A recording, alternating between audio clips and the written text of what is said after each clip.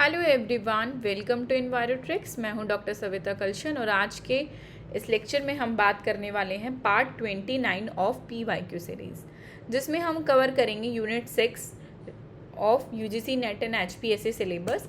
तो देखते हैं question number 98। The aeroplane cause a sound level of 110 decibel on taking of. What is the sound level of 5 such identical aeroplanes taking in simultaneously? तो बहुत ही easy question है। इसके लिए आपको फॉर्मूला पता होना चाहिए। तो L total is equals to L single, जो आपको कितना दे रखा है, 110 दे रखा है, 110 डेसिबल दे रखा है, प्लस जो आपको 10 लॉग n।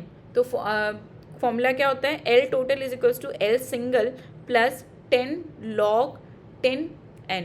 ठीक है, तो यहाँ पे क्या है, प्लस 10 गिवन है इनटू log 5 का वैल्यू। तो log n का वैल्यू देखना होता है हमें। तो यहाँ पे log 5 का वैल्यू क्या होता है, log 10 तक का वैल्यू मैं आपको प्रोवाइड करा दूंगी, जो आपको इस तरीके के क्वेश्चन सॉल्व करने के लिए आपको याद रख सकते हो। तो log 5 का जो वैल्यू होता है वो 0.699 होता है। तो जब 0.699 वैल्यू क्या है आपकी, एक तो 110 हो गया जो आपको गिवन है, प्लस 10 इंटू 0.699 log 5 का वैल्यू कितना है, 0.699। तो जब हम इसको मल्टीप्लाई करेंगे, सॉल्व करेंगे, तो वैल्यू आपका निकल कर आएगा 116 डेसिबल। कितना आएगा, 116 डेसिबल। अब ऑप्शंस में देखें तो नियर अबाउट जो है वो कौन सा ठीक है, क्योंकि 116.99 जो है आपका आंसर है। तो करेक्ट आंसर होगा आपका ऑप्शन नंबर ए। तो इसके लिए आपको log 5 का वैल्यू पता होना ज़रूरी है, क्योंकि अगर log 5 का वैल्यू पता है तो आप इजीली इस क्वेश्चन को सॉल्व कर सकते हैं। नेक्स्ट क्वेश्चन देख लेते हैं। According to the national ambient air quality standard, NAAQS के बारे में मैंने अलग से एक वीडियो बना रखा है, एक्सप्लेन कर रखा है एयर पोल्यूशन को, तो आप उसको रेफर कर सकते हैं। एवरेज कंसनट्रेशन इन SO2 और NO2 इन इकोलॉजिकल सेंसिटिव एरिया में SO2 और NO2 का कंसनट्रेशन कितना रहता है। तो इकोलॉजिकल सेंसिटिव एरिया में SO2 और NO2 का कंसेंट कितना रहता है, 20 to 30 microgram per metre cube. कितना रहेगा, 20 to 30 microgram per metre cube. Next question क्या कह रहा है, question number 100। The occurrence of acid rain over the Indian land mass is extremely rare. Occurrence of acid rain over the Indian landmass is extremely rare. Reason कह रहा है, the alkaline dust and ammonia produced from agriculture area neutralize the acid formation in the atmosphere. तो दोनों statement जो हैं वो आपकी ठीक है। इन इंडिया में क्या है, in India large scale acid rain incident are rare. तो जो हमें पता है कि इंडिया में एसिड रेन जो केसेस हैं वो रेयर होते हैं एज़ कंपेयर टू यूरोप और USA। ठीक है, और ये स्टेटमेंट करेक्ट है। The occurrence of acid rain over the Indian landmass is extremely rare as compare to Europe और USA। Alkaline dust in ammonia, क्या कह रहे हैं कि अल्कलाइन सॉइल डस्ट जो प्रोड्यूस होती हैं CaCO3 और MgCO3, एग्रीकल्चर से क्या अमोनिया रिलीज हो रहा है। अल्कलाइन डस्ट की अगर हम बात करें तो वो क्या है, कैल्शियम कार्बोनेट और मैग्नीशियम कार्बोनेट, और एग्रीकल्चर से अमोनिया निकला, तो ये क्या हो गया, न्यूट्रलाइज हो गया। क्या हो गया, अल्कलाइन डस्ट ने और अमोनिया ने एक दूसरे के साथ रिएक्ट करके क्या हो गए, न्यूट्रलाइज हो गए।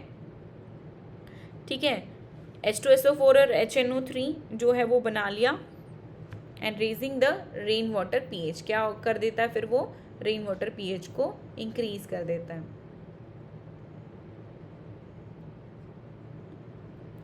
तो कैसे एसिड रेन फॉर्मेशन होता है कि एल्कलाइन डस्ट और अमोनिया जो है वो आपस में रिएक्ट आउट होते हैं। अमोनिया कहाँ से निकल रहा है, एग्रीकल्चर फील्ड से निकल रहा है, और जो एरिया जो है वो neutralise the acid rain formation in the atmosphere. Acid rain form हुआ, और अब अगर इन दोनों के बीच में कोरिलेशन अगर हम देखें, because of this neutralisation most acidic precipitation get buffer, hence the acid rain is rare in India.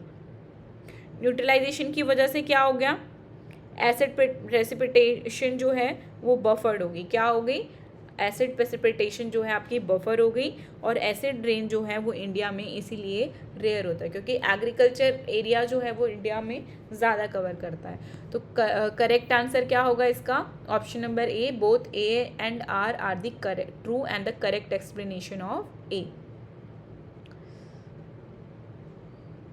Next question देख लेते हैं, question number 101. Electrostatic precipitator is good for controlling. Electrostatic precipitator which is good for fine particulate matter, to control the fine particulate matter. Option number C.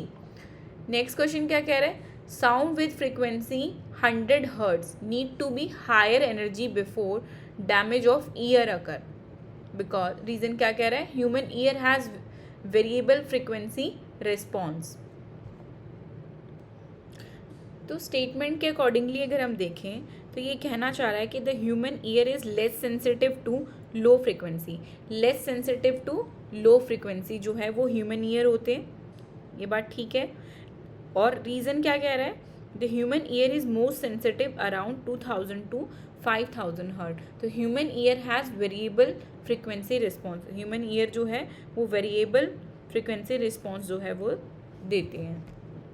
अब दोनों की दोनों statement जो है वो करेक्ट हैं, बट ए जो है वो इसका करेक्ट एक्सप्लेनेशन नहीं है, तो ऑप्शन नंबर बी जो है इसका करेक्ट आंसर है। देन नेक्स्ट क्वेश्चन देख लेते हैं, carbon dioxide content in soil air is more than atmospheric air. CO2 content in soil air is more than atmospheric air because carbon dioxide released from automobile exhaust and industries gets sequestered in the soil. तो इसका correct answer जो है वो आपका है option number C. कैसे? जो CO2 है, CO2 content in soil air is more than atmospheric air. Yes, this is correct, क्योंकि कहाँ से आता है CO2 सॉइल और एयर में? By the root respiration and microbial decomposition. अगर हम ऑप्शन रीजन की बात करें, CO2 release from automobile exhaust in industries get sequestered in the soil. तो सॉइल में जो CO2 मिल रहा है वो क्या वो ऑटोमोबाइल एग्जॉस्ट की वजह से आ रहा है? No, this is due to biological activity, respiration and root microbes की वजह से आ रहा है। तो आपका ऑप्शन नंबर जो रीज़न जो है वो इनकरेक्ट है। तो ए जो है आपका ट्रू है, बट रीज़न जो है इनकरेक्ट है। देन नेक्स्ट क्वेश्चन देख लेते हैं, a stream of waste water BOD 20 mg per litre, discharge value जो दे रखा है वो 1 mg पर लीटर दे रखा है, फ्लो रेट जो है वो भी बताया हुआ है आपको, और BOD। इसमें एक बेसिक सा जो फॉर्मूला है मैंने डाउनस्ट्रीम के लिए जो हम यूज़ करते हैं वो लगाएंगे और इसको सॉल्व करेंगे, तो आपका करेक्ट आंसर जो है वो क्या निकल कर आएगा? चलो मैं इसका फॉर्मूला बता। तो बहुत ही इजी क्वेश्चन है। Q जो है फ्लो रेट दे रखा है हमें 1 मीटर क्यूब पर सेकेंड, और इसी के साथ जो है इसकी कंसनट्रेशन बता रखी है 20 mg पर लीटर, और ये किसका था? वेस्ट वाटर का। रिवर का बता रखा है waste water flow rate. River का फ्लो रेट कितना है आपका? 8 मीटर क्यूब पर सेकेंड, और कंसनट्रेशन कितनी बताई हुई है? 5 mg पर लीटर।